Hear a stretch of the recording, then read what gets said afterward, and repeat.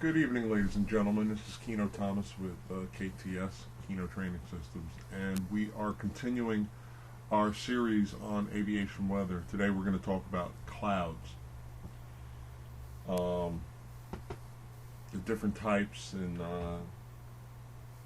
let's just jump in. Alright, clouds do almost everyone have some type of meaning, but to you as a pilot, you have to understand that these are indications or signposts in the sky. They kind of give you an indication of what's going on. Here is a lenticular cloud. It's over a mountain. This is a very stable air situation, but it is very dangerous to fly near that particular mountain in this case. There's a lot of turbulence around there, so you don't want to get too close to that type of situation. Alright, so to give you an indication of air motion, stability, and moisture. And they also help you visualize weather conditions and potential weather hazards you might encounter. So welcome to the family. When I say family, what am I talking about? I'm not talking about the mafia family. I'm talking about the family of clouds. We have high clouds, middle clouds, low clouds, and clouds with extensive vertical development.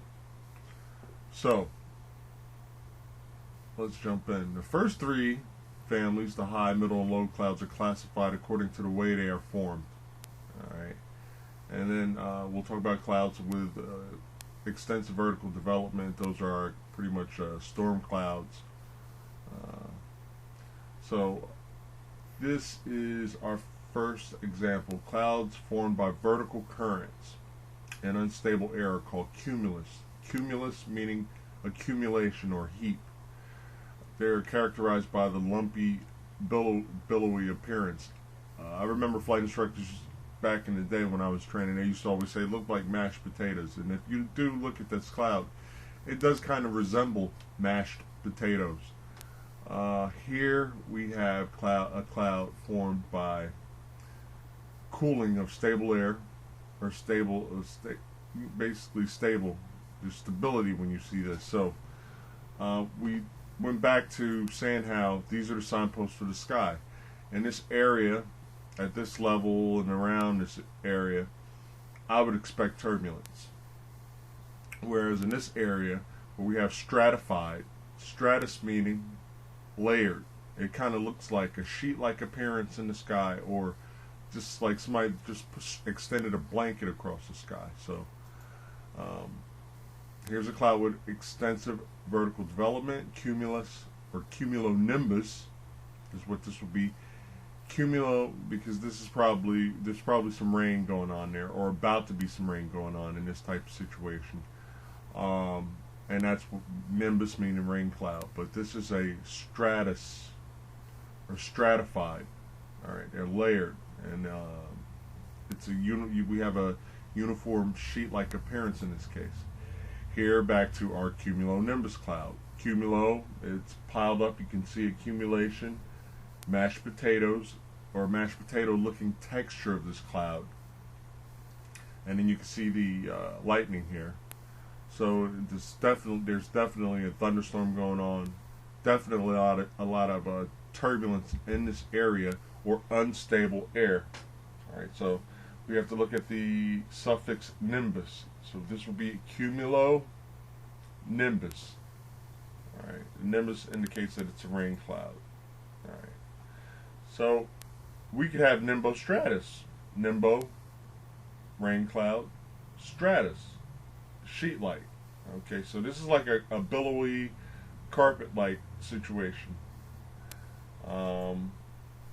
Sometimes clouds are broken into fragments. Like, we don't have this uniformed sheet going on. It's broken up, or a broken layer of clouds. So the suffix is fractus. Is that, think of a broken, it's broken up. Fraction, like if you fractured your arm, you fractured your leg. Fractus would be the suffix. So this is cumulus. It has the billowy, mashed potato looking texture, but it's broken up. There's holes in it. Fractus. So let's talk about our high clouds. Alright. High clouds have a thin, wispy appearance. Alright. This is okay, you got thin, wispy here.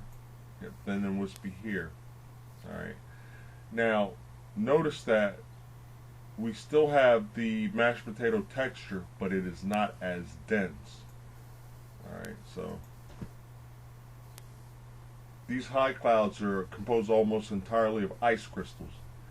And they range from, the base could be from about 16,000 feet, and they could probably go all the way up to 45,000 feet. Our middle clouds, here's some middle clouds. Alright. This is kind of layered like. Alright, so that's where we get our stratus. And I would call this, it's mashed potato looking, so cumulus stratus. Same here. Same there. Alright. So these clouds are primarily water. Much of which may be supercooled. When we talk about supercooled, it's water droplets that don't freeze below 32 degrees Fahrenheit or 0 degrees Celsius. And they can range from 6,500 feet to 23,000 feet. So they don't go up very high. You can't see it, but it's down here. Our low clouds. Trying to pull it down. There we go. There's our low clouds. And let's just pick this up. All right, low clouds. All right, these are lower clouds. That's a stratus type layer. This is a low cloud. This is on a pretty much out the cockpit window on a descent, and it would be an instrument flight rules landing in that case. And this is our fair weather cumulus. Alright, these low clouds are composed of entirely water. Sometimes, depending on temperature, it can be super cooled. And they can have ice and snow particles in them, you know, in the winter time. But these clouds range from the surface being fog up to about 6,500 feet. And then we'll get into clouds with extensive vertical development. Alright. This would be a towering cumulus. And that other big spectacular cloud we saw was a cumulonimbus. Towering, whenever we see like a vertical building like situation with this cumulus cloud situation, it's a towering cumulus. A rain cloud, meaning with the marshmallow texture, and raining is a cumulonimbus. It's a rain cloud. What happens is we have unstable air going on, and it is moving upward. All right, as it's moving upward, those water droplets freeze into ice crystals. All right, and then that's how we kind of get that. But we get a cyclical. Whenever I say cyclical, think of a bike wheel. All right, there's a cycle. There's upward currents, and then there's downward currents, and then it just kind of cycles like that. What else? They could go from 1,000 to 10,000 feet. So pretty much simple. All right, so this is going to take us into air masses and fronts. And I had to get my little weatherman picture there. You have to wonder, what is the reason? Why? Why is it sunny here, snowy here, partly cloudy here, snowy here as well? You know, or what is the reason? This is a line of thunderstorms, and this red indicates its intensity. So red, bad. Green's good. Yellow's like caution. Red is bad. Alright, so why? Why does this happen? Why in this situation is weather separated here from here? We got colder, snowy situations, and down here we have warmer. What's the problem? Why is this happening? Why do we have this line of thunderstorms pushing across? They look like they're going in this direction from left to right. Well, the answer is air masses and fronts. Now we talked a little bit about air masses. You have a cold air mass or warm air mass, and the difference between, or the boundary between these air masses would be this cold front. When we talk about a cold front, we talk about cold air overtaking warmer air. So just because something in a perspective, let's say this is a warmer, we mean warmer. It's a warmer air mass. Okay, it could be 32 degrees Fahrenheit, and this could be 10 degrees Fahrenheit. This will be the warmer air mass. This will be the colder air mass. All right, so that's what we think about. So think about here. Here we have a situation. Let's see what we got here. We have a cold front. So a cold air mass is overtaking a warmer air mass going in that direction. Here we have a warm front. We have a warm air mass here overtaking a cooler air mass and pushing in that direction. Okay, and again we talked about our high and low pressure areas. Okay, and we understand how, now at this point we should understand how the pressure from the highs flow to the lows, and then we have wind, and then it's kind of misdirected by, or what's the word I'm looking for? It's kind of thrown off course, because really a high would like to fly directly to a low, but with Coriolis force and pressure differential, it's, bending it a little bit. So I want to dig deeper into this, because this chapter is going to explain air masses, fronts, and how it relates to flight planning. But just to dig in right now, basically, an air mass originates from somewhere. We're going to talk about that. But we have air mass 1, which is a cold air mass, and then air mass 2, which is a warm air mass. All right.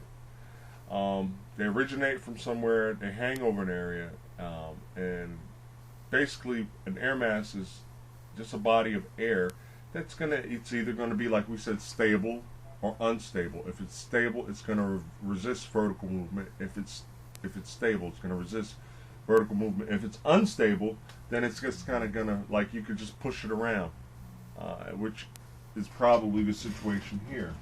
So when a body of air comes to rest or moves slowly over an extensive area, having fairly uniform properties of temperature, moisture, the air takes on its properties. So these air masses come over the land masses, and they kind of pick up characteristics. So they become a product of their environment, so to speak. That's funny, a product of their environment, but it's true. That's pretty much how it works. So the air over the area becomes somewhat of an entity, all right, of the environment that it's in. So think about that. Air mass originates from somewhere, and then it comes over the land mass, and it kind of becomes a product of its environment. We talked about how air can be pushed over a mountain, and what's happened. It's pushed upslope, the moisture comes out, like our Chinook, and then comes downward, and then it just the moisture starts coming out, and it starts becoming warmer and dry. So these air masses have to deal with water. We talked about how moisture, water vapor, can be added or taken away. Or did we talk about that yet? No, No, we didn't talk about that. So I'm going to end at this point because I don't want this to run too long. But this is what I want you to start thinking about. All right. We label where these air masses originate from. All right. These areas that the air masses originate from, when we talk about the contiguous United States, are what we call source regions. Okay, so we could have Canadian air masses, or air masses originating in northern Canada. These are continental, meaning they come from the land. Arctic, which means they're cold. Bitterly cold and dry, not a lot of moisture. All right. Or actually, continental polar will be Canada, Canadian. Arctic, continental Arctic would be coming from like the North Pole. So this air mass will be bitterly cold and dry. All right, because once we get it real low in temperature, there's not a lot of water vapor in it. When we increase the temperature, coming from these maritime tropical areas, we have warm and moist. So these are all our source regions. Continental Arctic coming from the North Pole. Canadian continental polar. This, when an air mass originates from here, it's cold and dry. All right. So the air mass is taking on the properties of what's under it. There's no water under there. All right. So it's going to be cold and dry, as opposed to maritime, ocean areas. Cool, moist. So we could have also, like we have continental Arctic, we have continental tropic, hot and dry. Why is it hot and dry? Because it's over land. Maritime tropic, warm, moist. Maritime water gives it the moisture, and the tropical area gives it the warmth. The fact that it's maritime over water, water vapor is being added to this air mass. All right. So as the weather comes in over the United States, okay, after they come out of their source regions, then the land affects what happens with that air mass. The land starts to change it. So think of the source region as the birthplace. Okay, the air mass was born in continental Arctic, continental polar, maritime tropic, continental tropic. These are all birthplaces. You can be like, hey, where are you from? Where were you born? Okay. So think of it as their birth certificate being created here. Then what happens? The air masses move in. Air mass 2 more than likely was a maritime tropic. So warm and moist air is what we have, right? Then when we get over land, what happens is the moisture is lost because land cannot feed. Well, I won't say that, but the land is not going to be conducive to moisture like it was over the ocean. All right, that's my point.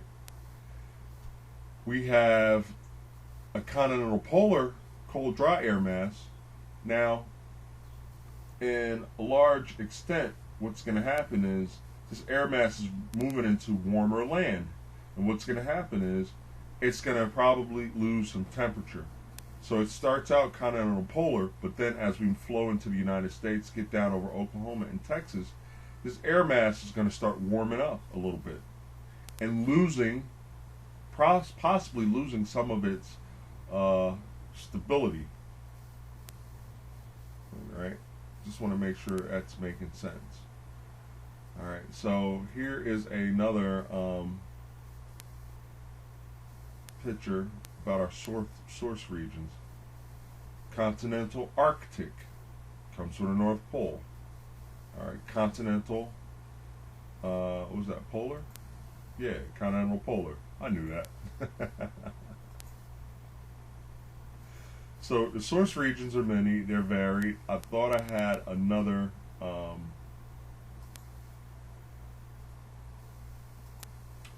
slide I wanted to talk about.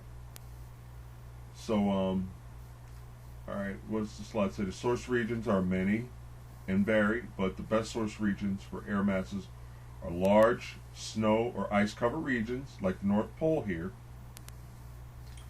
or cold northern oceans, what we have here, maritime polar, which would kind of be in this area out here if we're considering source regions before they get into the United States. Tropical oceans down here, maritime tropic, warm and moist. So we could see that these are the best source regions. When we get in the mid-latitudes, though, they're not the best source regions. Why? Because of the disturbances. What disturbances, you might ask? This comes back when we talked about Coriolis, our convection, all right, on a global scale. And if you looked at the previous videos, you know at the mid-latitudes we have our jet streams, dragon stuff. So the mid latitudes, we got a lot going on, and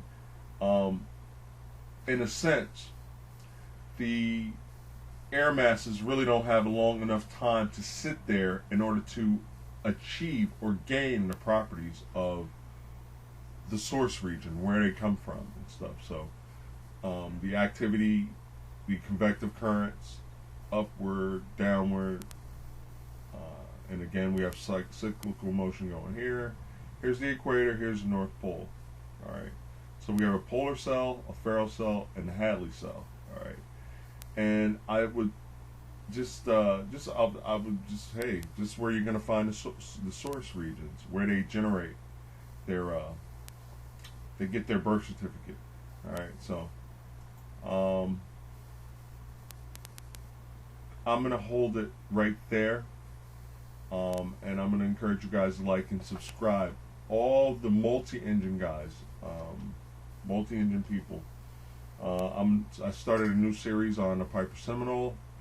I encourage you guys to check it out. Right now I just have a test flight because I was working with the simulator because I wanted to see how realistic it was, and if I could implement it where I could go through a checklist.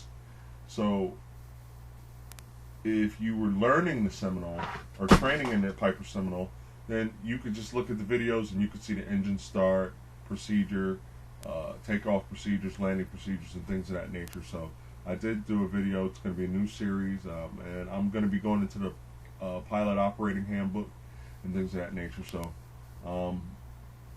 I hope you guys like this video. Please like, subscribe, and share. Kieno Thomas, Kieno Training Systems, over and out.